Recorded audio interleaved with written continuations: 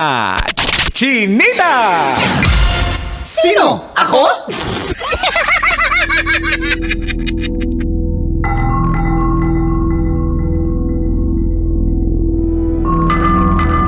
Magandang araw. Ayon sa pagsisiyasat na ginamitan pa ng luhika ng mahika, pati scanner ng heartbeat. Ako po, si Manggas at ito ang Siko. Sino ako?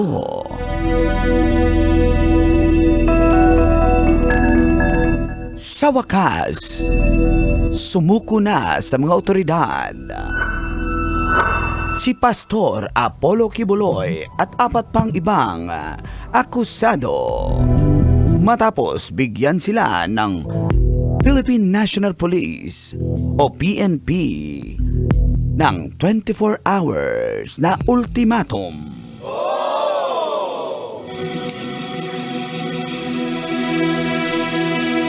Si Kibuloy kasama ang apat na iba pa ay naaresto mismo sa loob ng compound ng Kingdom of Jesus Christ sa Davao City.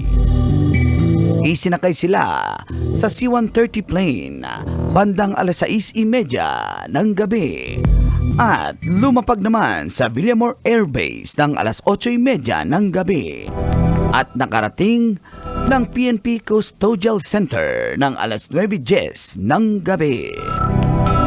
Si Kibuloy at 5 pang akusado ay nahaharap sa kasong child abuse at meron pang arrest warrant para kay Kibuloy dahil naman sa human trafficking na inisyu ng Pasig City Court. Ikaw, kabisyo, natuwa ka ba na sumurrender at nahuli na si Pastor? Yan ang ating Siko. Sino ako?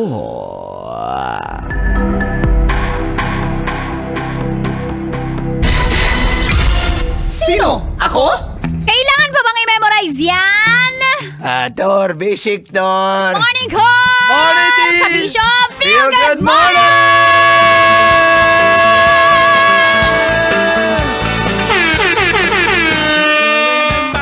Adlang Lunes mga kabisyo, September 9, 2024. Sa oras na 7:33 ay kasama nyo na ang cool na Angkol Dagol!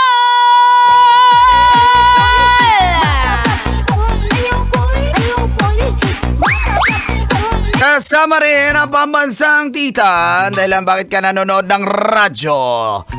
Tita Tanya Chinita! Girl, my chinita, girl. Taas kamay ng mga natuwa na huli na si Pastor Apollo. Taas kamay. Taas kamay. Hindi ako natuwa. Sino kaya nakakuha ng 20M? 20M na ba? 10M. Sino kaya nakakuha?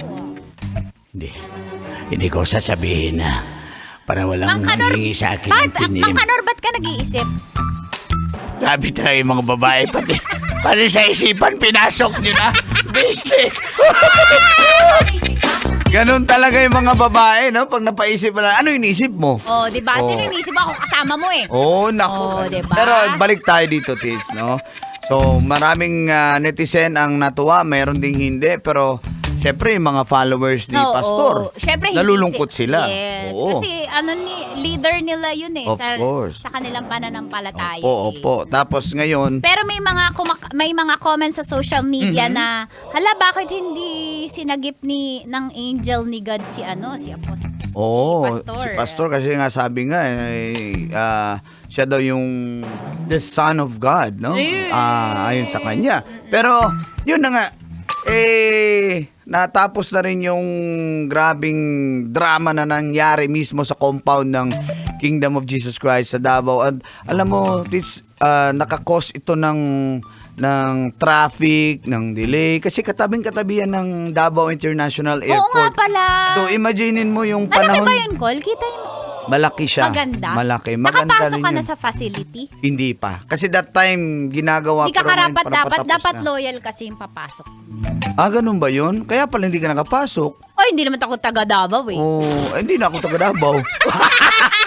Ako, nakapasok ako doon. Loyal? May tunnel ako sa ilalim. Totoo ba yun, Mang Kanor? Merong lagusan. May lagusan, hindi ko sasabihin. Hindi ko sabihin yung 10 million eh. Pero nakakos talaga yun ng, alam mo yun, na anxiety yung mga tao doon. From the airport, maglalakad ka, papasok kasi bawal, chini-checkpoint. So, ngayon, kahit papano ay back to normal na. Kasi ang daming pulis. Oo, so ngayon okay na. Pero bakit dun sa selfie parang masaya naman si, Pastor, sa pagkakahuli? Hindi ko sabihin na hati kami sa kita. Siyempre hindi natin Business alam kung pa anong rin. meron, di ba? Pero somehow, harapin niya kung ano man yung kaso sa kanya. Kung wala talaga siyang kasalanan, papatunayan niya rin yun. No? Sa korte. Ano lang naman, basic lang naman yun eh. Pagsattalikod na kayo sa inyong kasalanan! Sabi ng pastor, Sabi nung babaero. alam ko na pulis, kawawa kasi yung iba, natulog na lang sa damuhan. Yung pulis! Si pastor. Ganda ng, ha? Nilamig. Yung pulis! Si pastor. Oo, kaya pala kailangan ng chicks. Ng polis? Basic naman yun. Ang ganda ng barong niya nung nag-preach siya eh. Preach me out to doggy. Preach me out to doggy. Barong ni pastor? Barong ng pulis. Preach me out to dog. Ang galing ni Mang Kanor. Basic. Kumpare ko yan eh. Kumpare ko yan. Yung si Pastor? Yung polis. Ah! Palagi may nagtatagay niya pag off duty niya. Yung pulis? Si pastor. Oo, di ba? Pag blank, matulis. Pag polis? Pag pastor. Basic! Ganon ba yun? Grabe talaga. At kung saan-saan na siya nagbibigay ng magandang balita. Si Pastor? Yung polis. Hoy, sabi niya, taas kamay! Sabi ng polis. Ulito! Sabi ng polis. Ano huli to? Sabi mo huli ka. Huli to. Hindi ako si Ulito, ako si Mang Kanor. Sabi ng polis.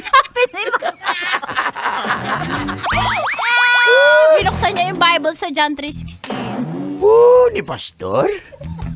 Natawa ko sa'yo. Baba, huli talaga ni pastor. Yung pulis. Nagbabasa ba yun ng Bible? Si Pastor? Oo. Imposible. Hindi yun magbabasa ng Bible. Yung pulis. Si pastor. Ay. Ay, mali. Sabi ko nga.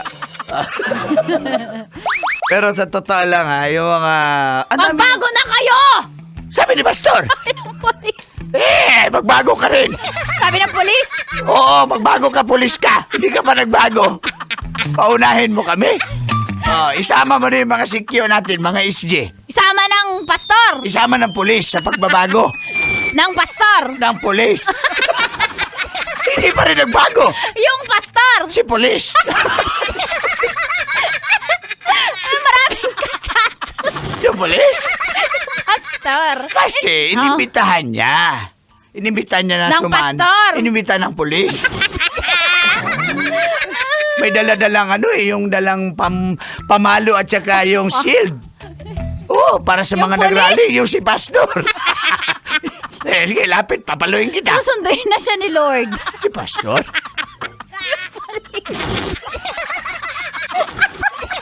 Sinundo ng asawa.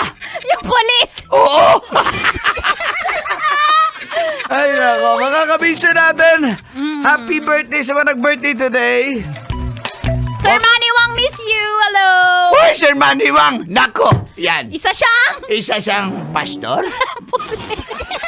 Hindi, taga PCS. Ay, good morning sa inyo dyan sa PCS. So, abangan baka kayo ng next na matawag sa ating Love Dose. No boundaries! Kaya tumutok na ating mga driver, sweet lover. Para dahil susunod na rin po mamaya ang Dear Love. Tuloy-tuloy po, Oo. pa-shoutout lang dito sa amin kasama si Tanya Chinida. At cool na Uncle Dagon. Sa istasyon number 1, ito po ang 90.7 Love Radio. Kailangan pa bang i-memorize yan? Basic!